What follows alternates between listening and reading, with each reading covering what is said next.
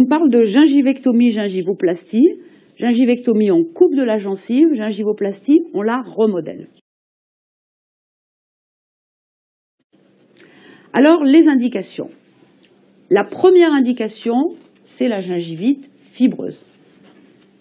Alors, la gingivite est souvent une gingivite œdémateuse qui disparaît simplement avec le contrôle de l'inflammation, avec les soins à la maison, le détartrage, le surfaçage, sauf si elle a une composante fibreuse, c'est-à-dire s'il y a eu un excès de tissu inflammatoire. Là, il va falloir envisager la chirurgie. Elle peut être indiquée aussi dans un autre cas de figure, en présence de lésions osseuses peu profondes, à condition d'avoir un bandeau suffisant de gencives attachées.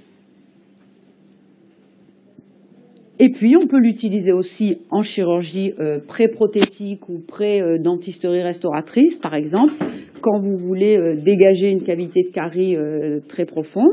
Vous pouvez avoir un excès de tissu gingival. Il va falloir que vous sachiez l'éliminer en fonction d'un certain nombre de principes que je vais vous donner maintenant.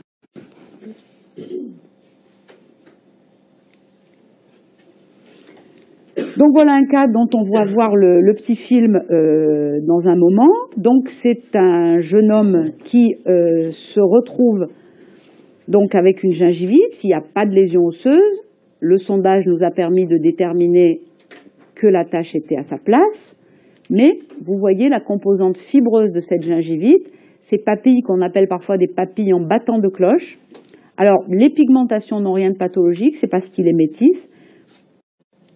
Mais vous allez voir qu'après la gingivectomie, comme on aura travaillé sur les couches profondes, il va retrouver une gencive beaucoup plus rose.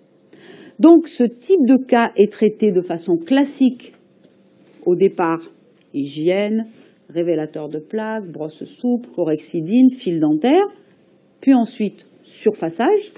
Et ce n'est qu'après réévaluation à la fin du surfaçage, si vous jugez que l'anatomie de votre gencive n'est pas redevenue complètement normale, qu'il va falloir envisager une petite chirurgie pour éliminer cet excès tissulaire.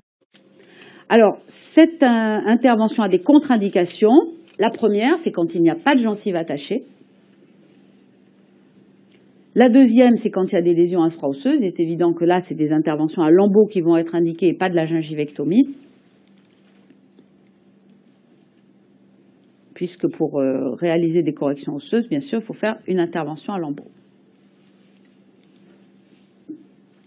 Le dernier point découle du premier. Si le fond de la poche se situe sous la ligne muco-gingivale, on est bien d'accord, c'est plus une gingivite, c'est une parodontite associée à un problème muco-gingival. Donc vous n'allez pas le régler par une gingivectomie, car vous aggraveriez le problème en supprimant de la gencive.